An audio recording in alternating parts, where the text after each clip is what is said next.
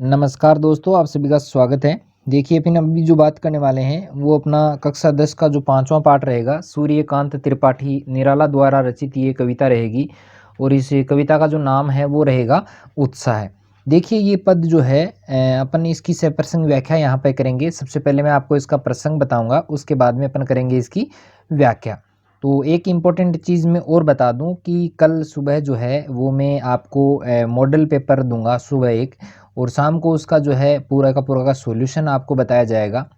तो 10th और 12th class दोनों के सुबह जो है मेरा जो टेलीग्राम चैनल है, मैंने जो डिस्क्रिप्शन बॉक्स में उसका लिंक भी दे रखा है, तो वहाँ से जो है आप वहाँ से टेलीग्राम चैनल को ज्वाइन कर लें। और सुबह जो है मैं उसका लिंक जो है उसमें जो सुबह जो है उसमें मैं पेपर को डाल दूँगा।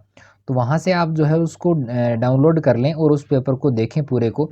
कोई चीज़ समझ में नहीं आती है तो आप उसको भी देखें, ठीक है? क्योंकि उसका शाम को जो है कल शाम को जो है मैं उसका पूरा का जो है सॉल्यूशन करवा दूँगा, ठीक है? तो चलिए शुरू करते हैं आज के इस पहले पद से। देखिए यहाँ पे इसकी मैं सबसे पहला जो हमारा पद रहेगा उत्साह का, कि बादल गरजो घेर घेर गोर गगन धाराधर ओ ललित ललित काले घुंघराले बाल कल्पना कैसे पाले विद्युत छवि उर्मे कवि नवजीवन वाले वज्र छिपा नूतन कविता। तो ये जो रहेगा पूरे का पूरा, इसका मैं सबसे पहले आपको प्रसंग बताऊंगा। देखिए आपको सबसे पहले जो अपनी कॉपी आती है उसमें संदर्भ व प्रसंग लिखें। क्या लिखना है? संदर्भ व प्रसंग, ठीक है? संदर्भ भी लिखना है और प्रसंग भी लिखना है। तो उसमें देखो क्या लिखना है आपको, वहाँ पे लिखना है आपको कि प्रस्तुत पद्यांश जो है या प्रस्तुत पद जो है वो महाकवि सूर्यकांत त्रिपाठी निराला द्वारा रचित उत्साह कविता से लिया गया है। और फिर आपको ये बताना है कि एक आह्वान गीत भी माना जाता है और इसमें कवि ने जो है बादल को नई चेतना और नया अंकुर को जन्म देने वाला बताया है, ठीक है? चलिए मैं इसकी अभी व्याख्या जो है वो करने वाला हूँ। देखिए कवि ने जो है यहाँ पर एक सुंदर वातावरण का जो है वो वर्णन किया है कि जब का आकाश में काले काले बादल जो हैं वो आ जाते हैं, यानी आकाश जो है वो काले काले बादलों से जो है चारों ओर से घिर जाता है।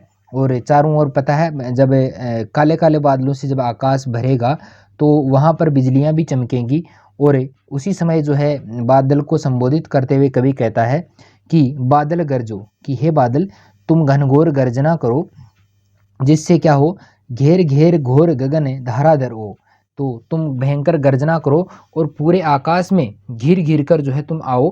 देखो घेर घेर यानी घिर घिर कर आओ और धाराधर हो और भयंकर मूसलाधार वर्षा करो। भाई तुम क्या करना है, तुम्हें चारों ओर से आसमान में घिर कर आना है और मूसलाधार वर्षा तुम्हें करनी है, ठीक है? चलिए आगे है ललित। ललित, ललित का मतलब होता है सुंदर। ललित का मतलब क्या होता है? ललित यानी होता है सुंदर सुंदर। काले घुंघराले, भाई कवि यहाँ पर जो है एक बालक के समान जो है वो यहाँ पर कल्पना की है कि बाल कल्पना कैसे पाले। तो देखो यहाँ पे बालक की एक कल्पना कर रहा है कि तुम्हारा स्वरूप जो है वो एक छोटे बालक के समान है। किसके समान है भाई?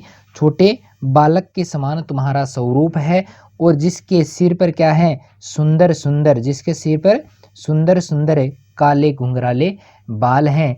और उसी प्रकार बादलों का भी यहाँ पर कवि ने जो है मानवीकरण किया है कि जिस प्रकार बच्चे के सिर पर सुंदर काले बाल होते हैं उसी प्रकार आसमान में जो है बादलों का स्वरूप भी नजर आ रहा है। और देखिए आगे क्या कहता है कि विद्युत छवि उर में कवि नवजीवन वाले।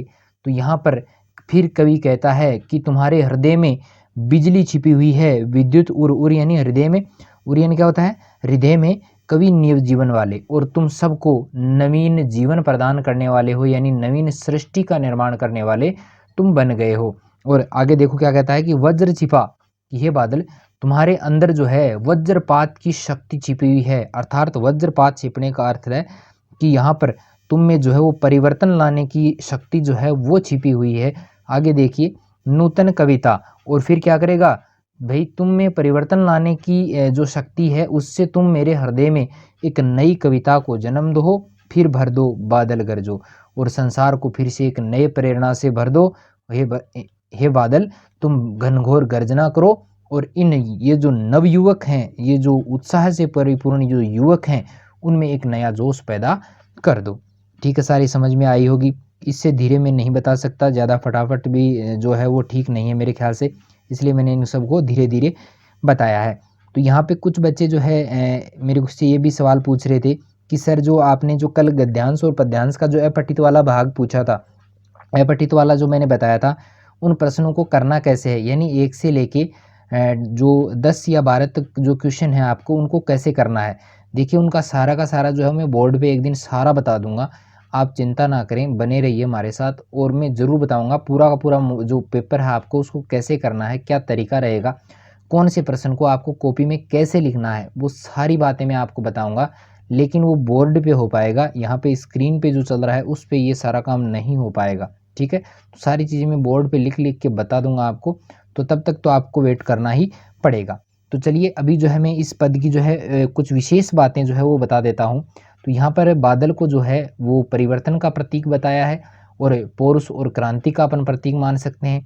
इसकी जो भाषा रहेगी, भाषा अपन कहें तो इसकी भाषा जो रहेगी वो रहेगी खड़ी बोली। कौन सी रहेगी भाई?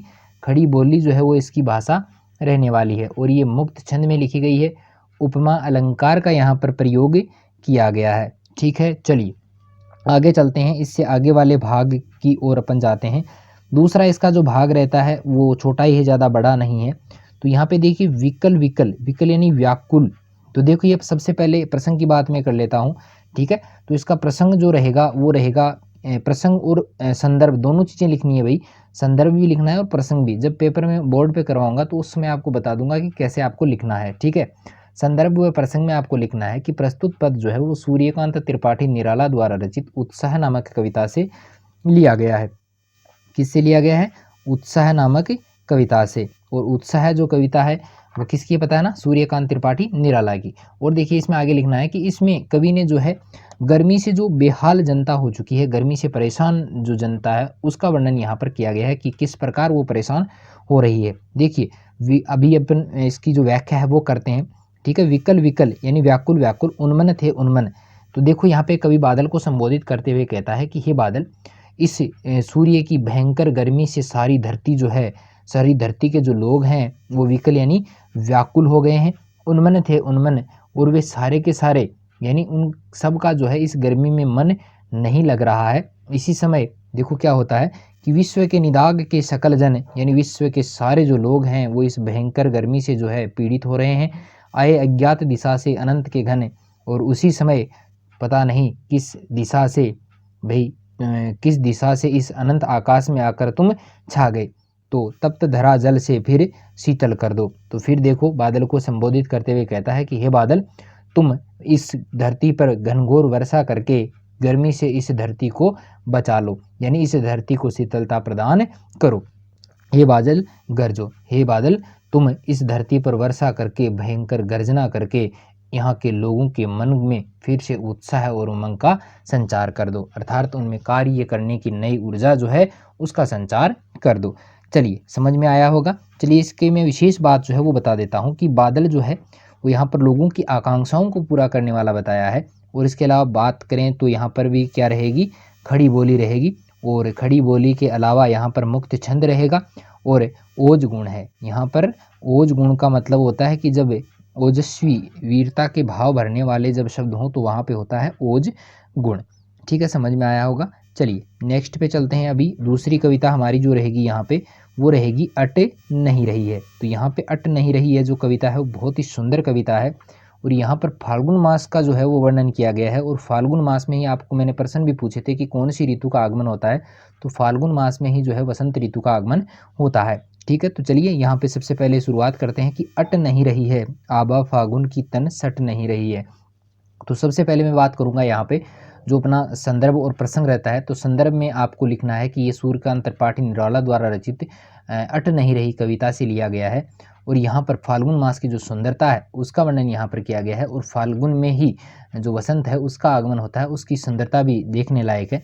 तो सबसे पहले बात करते हैं व्याख्या की। देखिए अट नहीं रही है, क्या है भाई कि अट नहीं रही है। अट नहीं रही है यानी फाल्गुन मास की जो सुंदरता है, जो मादकता है उसका वर्णन करते हुए कवि कहता है कि फाल्गुन मास का जो सौंदर्य है, फाल्गुन मास का जो सौंदर्य है वो इतना अधिक है कि मैं उस सुंदरता को अपने अंदर समा नहीं पा रहा हूँ। फागुन की तन सट नहीं रही है, तो इसकी जो सुंदरता है उसको मैं अपने शरीर पर जो है वो देख रहा हूँ, यानी शरीर पर भी इसकी जो सुंदरता है वो नज़र आ रही है।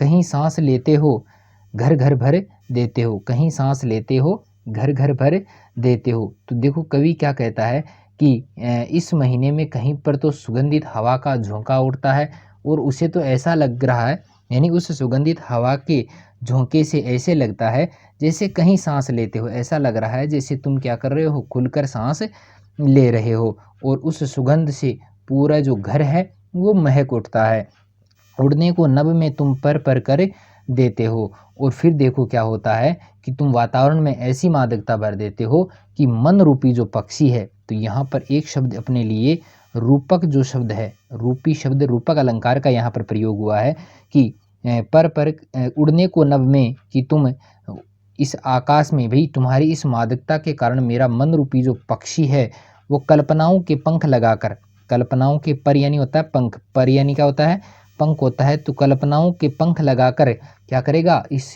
खुले आकाश में उड़ने के लिए आतुर हो उठता है। तो देखिए कवि जो है यहाँ पे फाल्गुन मास की जो सुंदरता है उसका वर्णन कर रहा है कि सुंदर जो वर्णन, सुंदर जो सौंदर्य जो है वो कवि उसके अपने अंदर समा नहीं पा रहा है, यानी बहुत ज़्यादा सुंदर दृश्य जो है वो कवि देख रहा है। इसलिए कहता है कि आँख हटाता हूँ तो हट नहीं रही है। इसीलिए कहता है कि ये जो फाल्गुन मास का जो सौंदर्य है उसको देखने के बाद में ये जो आँखें हैं वो बिल्कुल भी हटने का नाम नहीं ले रही है, इनसे मैं अपनी दृष्टि नहीं हटा पा रहा हूँ। ठीक है, आगे देखिए कवि क्या कहता है कि पत्तों से लदी है हरी कहीं लाल, कहीं पड़ी है उर्मे मंद गंध पुष्पमाल। तो यहाँ पर देखो कवि क्या कहता है कि कहीं पर पेड़ों पर देखो, पेड़ों पर लदी हैं, कहीं पर पेड़ों की डालियों पर हरे हरे पत्ते हैं, हरे हरे पत्तों के साथ में कहीं पर जो है लाल लाल फूल भी दिखाई दे रहे हैं, कहीं लाल, कहीं पड़ी है उर्मे। तो देखो लाल लाल जो फूल हैं वो भी वहाँ पे दिखाई दे रहे हैं, यानी अपन कह सकते हैं कि जो प्रकृति है उसकी लालिमा और उसका जो हरापन है वो भी अत्यंत सुंदर लग रहा है। और कहीं देखो क्या होता है, कहीं पर देखो मंद गंध पुष्पमाल, और देखो ऐसा लग रहा है, कुछ जगहों पर ऐसा लग रहा है जैसे सुगंधित फूलों की माला पड़ी हुई है और जो है उनसे मंद मंद खुशबू चारों ओर फैल रही है। पाट पाट शोभा सिरी पट नहीं रही है, यानी इस प्रकार कवि कहता है कि चारों ओर का जो वातावरण है उसमें एक मादकता भरी हुई है और चारों ओर सुगंधित फूल जो हैं वो खिले हुए हैं और वे अपनी सुगंध जो है वो चारों ओर फैला रहे हैं। और इन सब को जो है वो मैं अपने अंदर नहीं समा पा रहा हूँ। ठीक है, सारी चीज़ें समझ में आई होंगी, इससे ज़्यादा इसमें नहीं है। तो यहाँ पर ही अपनी ये जो कविता है वो समाप्त हो जाती है। आपको मैं एक विशेष सूचना और दे दूँ कि अपने जितने भी वीडियो हैं वो मैं लगभग जो है 7:15 पर प्रतिदिन जो है शाम को 7:15 पे डालता हूँ। तो उस समय आप उसको देख लिया करें, उसके बाद में भी आप इसको देख सकते हैं। ठीक है, कोई चीज़ समझ में नहीं आई हो तो आप एक बार नहीं, दो बार नहीं, जितनी बार आपकी इच्छा हो उतनी बार कमेंट करके पूछ सकते हैं।